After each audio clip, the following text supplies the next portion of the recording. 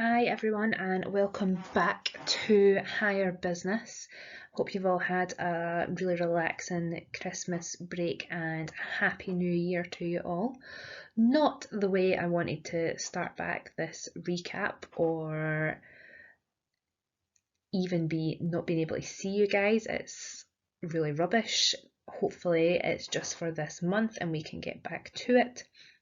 However, we are just going to continue on with going through our operations topic. We started it before Christmas.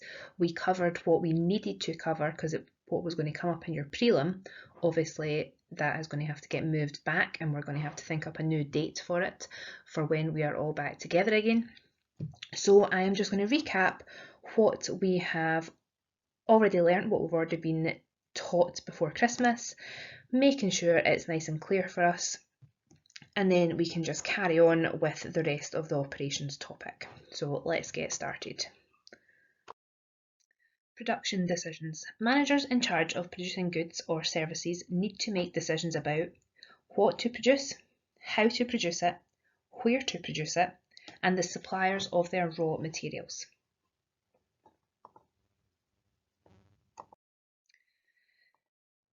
What to produce. So the production managers will find out from the marketing department what the consumers want and what their competitors are producing. They will find this out by the marketing department doing their market research, going out there, see what competitors are putting on their shelves and trying to match your products to either be just as good or better.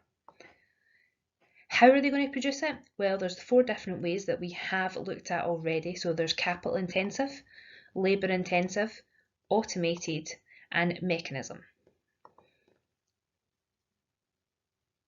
The choice depends upon the type of product being produced, the type of jobs done and the availability of technology to do the job.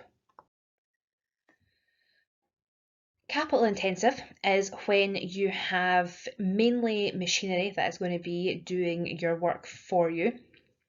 So the advantages of this are machinery doesn't need breaks, it can work 24/7.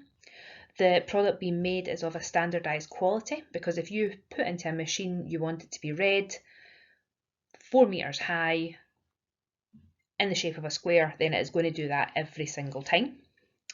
Fewer employees are going to be required to be paid, so you can save money as a business there. And employees will require fewer skills to work machinery compared to labour intensive production. So it saves you on cost. You're not having to train your employees. Once they know how to work these machines, then off you go.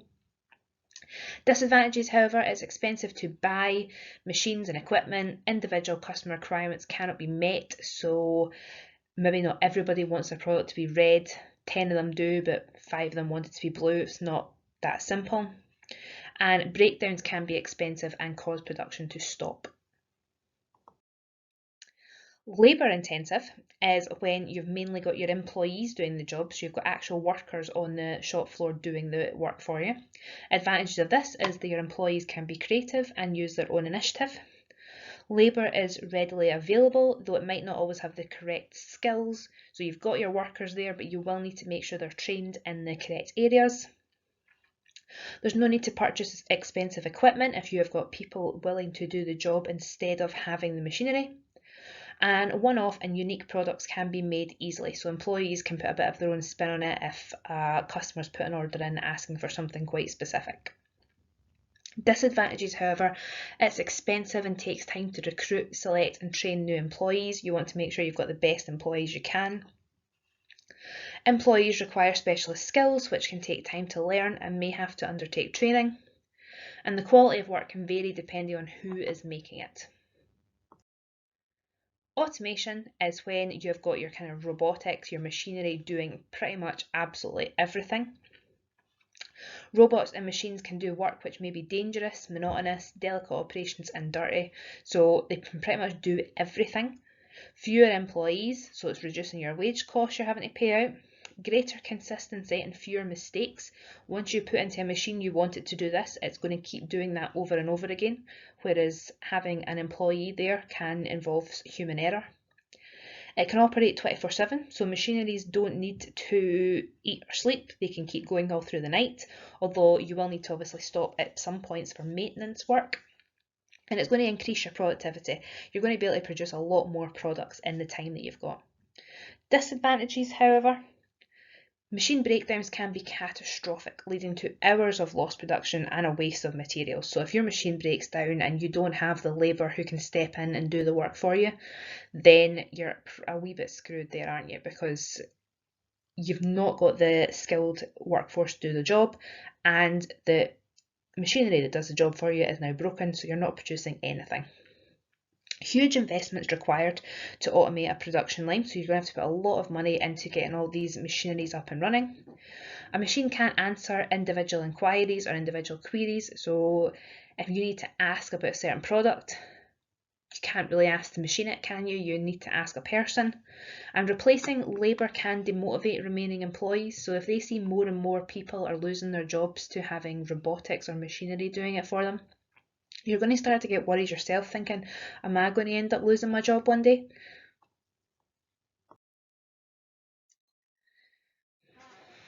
Mechanization. So using machinery improves your accuracy, it increases the speed of production. The inclusion of the human element can improve creativity, so it's when us as workers work together with our machinery and equipment. Disadvantages, however, the machines and equipment rely on humans, so they're liable to human error. So if the human inputs the wrong specifications, then that is going to affect the production from the machinery. Production can't be 24/7 as humans require breaks, so it does have to have downtime and stop. And if your machinery breaks, your workers could be left doing nothing. Let's move on and have a look at the different methods of production that we can have as well. So we've had a look at the different ways in which and how we can produce it. So let's think about the different methods of production. Now, what we have discussed so far is covered at higher and at National 5 level. So we should have covered both of these at both levels. They both come up in exams and past paper questions at National 5 and at higher, as does our methods of production. These are more National 5, but we do need to be aware about them for higher because you can be asked a more complex question about them at higher level. So we've got our three methods of production here, which is job production, batch production, and flow production. So job production. This is where a worker or team of staff produce a unique one-off product, and usually by doing this they can charge a higher price for it. It's very bespoke, one-of-a-kind items that people will order. If you have a look at the pictures on the right hand side here, so the main example is things like wedding cakes, birthday cakes. These are very personal to the person who is ordering them. So they can be done to specific requirements, specific flavour, specific icing, design, names on the top. Wedding dresses, engagement rings, there are other things that can be designed specifically with one person in mind. There's kilts up the top there, bridges. These are all things that are very one-off, bespoke designs. We've also got a small clip behind the house as well of a tattoo. These are all very individual things, and these are all things that cost a lot of money, so it's quite high-priced items. And we charge these high prices because your employees need to take a lot more time to make these products. It means that your employees are going to have highly skilled workers, and that means they'll need a lot of higher wages. If you've got highly skilled people working for you, they're going to get paid more money. They're worth more to your business. It's quite a flexible method of production, so changes can be made at the customer's request. You can stop in with a customer in between manufacturing, show them what it's looking like so far if they're happy with it, and changes can be made throughout the production process. It'll keep employees motivated, so people will be happy and enjoying their work day. They'll be going into work thinking, oh, wonder how I'm going to create this product today, wonder what kind of task I've got on happening today. It does keep people on their toes, but specialist equipment may be required, however. If you need to do very unique one-off designs, then it needs to be quite specific equipment that you will need for that. Next up, we have batch production. So this is when a number of similar products are repeated and made at once. So it's a lot of repeated jobs that are happening, and one job has to be completed before another one is started. So as we can see from the pictures at this side, it's seen a lot in food production, bakery, cakes, things like that, biscuits. So your batches can be adapted. So you can make, if we take the image of the scones there, you can make a whole batch of plain scones, then you've got the dough and add in the fruit to make fruit scones, add on cheese to make cheese scones, and so on and so forth. So your main basic idea is staying the same, you're just adapting each time. There's a less need for highly skilled workers. So once you've got the basics down, it doesn't get much more difficult than that. You're just making large quantities. Materials can be bought in bulk, so you can get your economies of scale. Remember, you're going to get discounts on the products that you've bought. Mistakes, however, can ruin an entire batch. So unlike, say, job production where you can make a little mistake, then you can just go back, fix it, that's it, done. You make a mistake in batch production, you've maybe ruined 100 rolls that you've produced in the oven. Machinery and equipment are often needing to be cleaned and reset between batches, so you need to take it out, restart again, clean all your equipment down, and that can be keeping your staff sitting idle, not doing much, not doing a lot of work. And last up is your flow production. So this is identical products made on an assembly line. It's made in stages with parts added as it moves along the assembly line. So if you were in class when we watched the documentary on McVitie's digestive biscuits, so at each stage there was a different bit added onto the biscuits as they were going through the factory line. Huge quantities can be produced.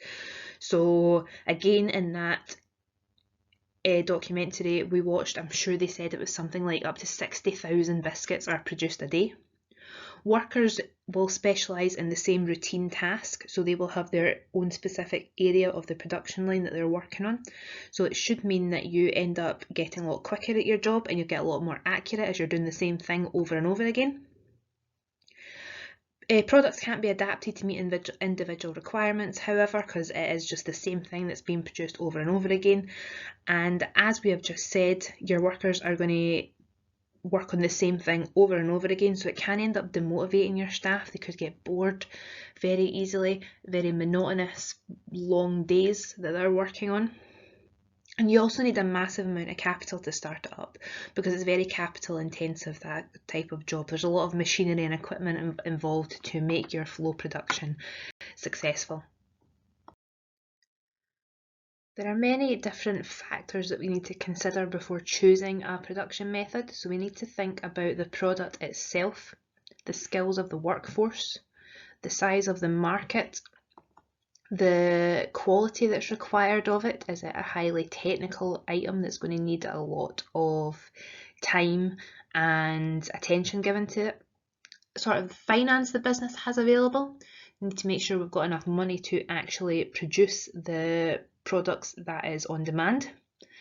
The sort of technology that we have available, do we have highly enough skilled machinery and advanced machinery that will produce our products for us? And the size of the business, what kind of stage of development is it? Have you got a fairly new business that's just getting up and running? Do you have the time and the money to put all your efforts into your production line and getting all that set up? Or do you want to make sure you get a few small products that are perfect and make sure you take a lot of time and money for your skilled workers to work on them and get them sold first? How are you going to divide up your workers' time? Now, as a little revision exercise, most of us will probably have done these questions before Christmas, and I've probably marked them and gave them back to you, but nothing to say that we shouldn't maybe recap and do these answers again. If you got quite good marks on them, then I would go back and look out your answers for these questions. I'm sure we answered them on a form. Or if you didn't get that great of marks, look at maybe some comments I gave back to you. And I would like these exam style questions answered on a Word document. I will upload the first task onto our Teams page. It will also be up on Show My Homework as well.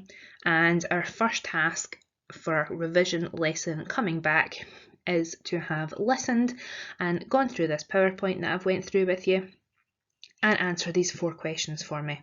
And that will be our first recap done.